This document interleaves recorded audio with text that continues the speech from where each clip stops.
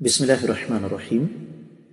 معزز خواتین و حضرات، السلام علیکم ورحمۃ اللہ وبرکاتہ۔ ایک مسلمان، ایک مومن کے ہاں دنیا کی حقیقت کچھ بھی نہیں ہے، دنیا کی حیثیت صفر ہے، جبکہ اللہ کے باغی، اللہ کے دشمن، اللہ کے منکر، عقیدہ آخرت کے انکاری لوگوں کے لیے دنیا ہی سب کچھ ہے۔ یہی ہمارے آج کی قرآن مجید کے سبق کا موضوع ہے۔ آئیے معمول کے مطابق سب سے پہلے آیت مبارکہ کی تلاوت کرتے ہیں۔ اللہ رب العزت ارشاد فرماتے ہیں، إن هي إلا حياتنا الدنيا نموت ونحيا وما نحن بمبعوثين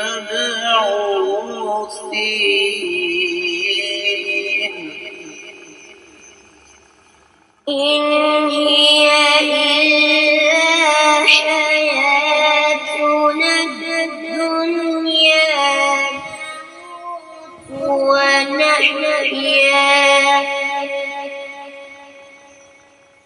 نموت ونحيا وما نحن بمبعوثين۔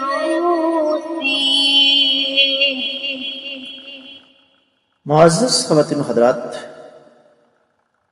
اللہ مالک العلام رب الجلال والاکرام کی پاکیزہ کتاب قرآن مجید 18واں پارہ، سورہ مبارکہ کا نام ہے المؤمنون اور آیت مبارکہ ہے 37۔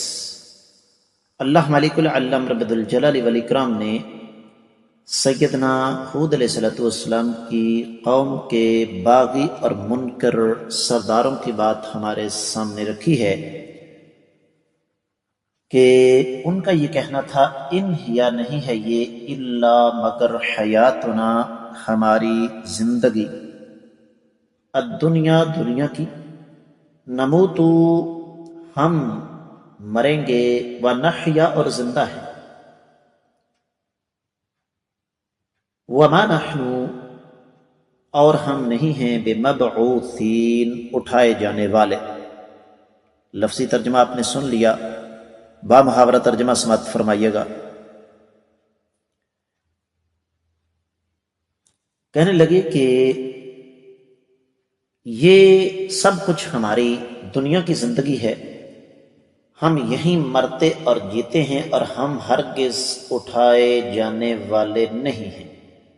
معزز خواتین و حضرات، اگر تھوڑا سا غور کیا جائے تو یہ بات بظاہر سیدنا ہود علیہ السلام کی قوم نے کہی، ان کے سرداروں نے کہی، کیونکہ امام ابن کثیر رحمۃ اللہ علیہ اس بارے میں کچھ نہیں فرماتے۔ اور کیوں نہیں کچھ بھی فرماتے؟ اس لیے کہ ان کے فہم کے مطابق اس آیت مبارکہ کے حوالے سے کچھ کہنے کی ضرورت ہی نہیں۔ ہر عالم کا، ہر مفسر کا اپنا اپنا فہم ہے، اپنی اپنی سمجھ ہے۔ امام ابن کثیر رحمۃ اللہ علیہ نے اس آیت مبارکہ کے بارے میں کچھ بھی کہنا مناسب نہیں سمجھا۔ ظاہر ہے ہم یہ کہنے والے کون ہوتے ہیں جی، کیوں نہیں سمجھا؟ اتنا بڑا مفسر اور آیت مبارکہ گزر جائے اور اس کے بارے میں کچھ بھی نہ کہے، یہ کوئی ضروری نہیں۔ اہل علم یہ فرماتے ہیں کہ دراصل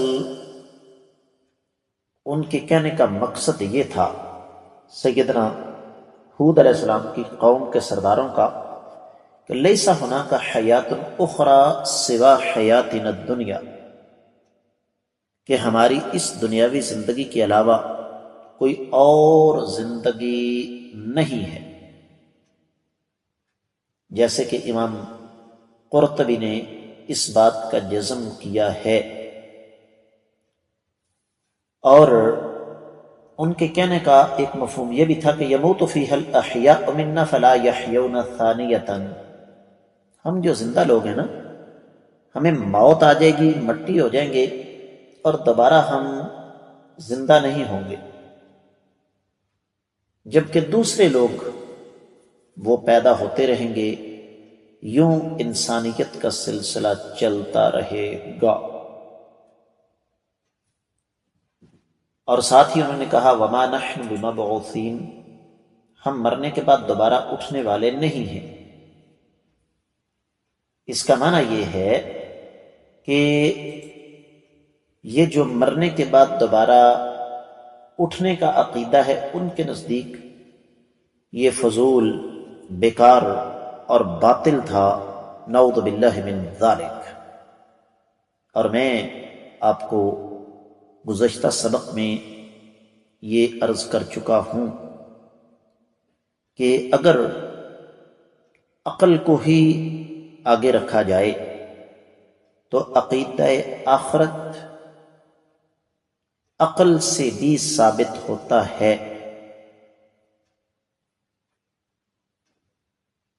اور اس کی پوری تفصیل گزر چکی ہے، لہذا اس پر مزید کچھ کہنے کی ضرورت نہیں۔ مفسرین کرام یہ لکھتے ہیں کہ انہوں نے دراصل یہ بات کر کے اپنے عقل مند نہیں بلکہ بے وقوف ہونے کا ثبوت دیا، اس لیے کہ بے وقوف اور احمق آدمی ہے جو اپنے دماغ سے کام نہ لے اور عقیدہ آخرت کا انکار کر دے۔ سورۃ الجاثیہ آگے آ رہی ہے، 24ویں آیت مبارکہ، وَقَالُوا مَا هِيَ إِلَّا حَيَاتُنَا الدُّنْيَا نَمُوتُ وَنَحْيَا وَمَا يُهْلِكُنَا إِلَّا الدَّهْرُ، کہنے لگے یہی ہماری زندگی ہے جہاں ہم مرتے بھی ہیں اور زندہ بھی رہتے ہیں، اور ہمیں تو صرف زمانہ ہی مار سکتا ہے۔ یہاں ایک جملہ ہے کہ فلا وجود فی زعمہم غیر ھذا الوجود، ان کے زعم کے مطابق، ان کے گمان کے مطابق اس وجود کے علاوہ کوئی اور وجود ہو ہی نہیں سکتا۔ کچھ لوگ مرتے ہیں، اس کی جگہ دوسرے لوگ آ جاتے ہیں، اور یہی مضمون آگے سورۃ الدخان کی 35ویں اور 36ویں آیت مبارکہ میں بھی آ رہا ہے، ان ہی الا موتتنا الاولی وما نحن بمنشرین فأتوا بآبائنا ان کنتم صادقین، کہ ہمیں تو صرف ایک ہی موت آئے گی، ہم دوبارہ اٹھائے نہیں جائیں گے، اگر تم واقعی سچے ہو تو پھر ہمارے جو آباء و اجداد دنیا سے گزر گئے ان کو واپس لے کے آؤ۔ تو دراصل یہ اساس تھی، بنیاد تھی ایک اور تقدیر کی، جس کو میں انشاءاللہ آنے والے سبق میں آپ کی خدمت میں رکھوں گا، اس لیے کہ آنے والی آیت مبارکہ اسی سلسلے کی ایک کڑی ہے۔ اہل علم یہ لکھتے ہیں، خاص طور پر تفسیر روح البیان میں یہ بات لکھی ہوئی ہے کہ یہ جو پیچھے انہوں نے انکار کیا تھا پچھلی آیات مبارکات میں، اسی انکار کا ہی ایک تسلسل یہ آیت مبارکہ بھی ہے۔ ان کے کہنے کے مطابق، ان کے زعم کے مطابق یا ان کے دعوے کے مطابق یہ عقیدہ آخرت ایک خیالی، نعوذ باللہ فضول اور بیکار چیز ہے، اور افسوس کی بات یہ ہے کہ اس قسم کی باتیں آج ہمیں بھی سننا پڑتی ہیں۔ اس کا مطلب کیا ہوا کہ ہمیں بنیاد پرست کہنے والے، دیندار لوگوں کے اوپر طنز کرنے والے بذات خود سب سے بڑے بنیاد پرست ہیں۔ ان کی سوچ، ان کی فکر، ان کا عقیدہ، ان کا ذہن وہی ہے جو آج سے ہزاروں سال پہلے کے منکرین کا تھا۔ اس آیت مبارکہ سے جو بنیادی سبق ہمیں ملتا ہے وہ یہی ہے کہ مجھے اور آپ کو اپنا جائزہ لینا چاہیے کہ ہم نے اللہ والوں کے طریقہ کار کو اختیار کر کے مومنین کی صف میں شامل ہونا ہے، یا کہ عقیدہ آخرت کا انکار کر کے ان ظالموں کی صف میں شامل ہونا ہے۔ اس کے ساتھ ہی اس آیت مبارکہ کی مختصر تفسیر مکمل ہوتی ہے۔ اجازت چاہوں گا. السلام علیکم ورحمۃ اللہ وبرکاتہ.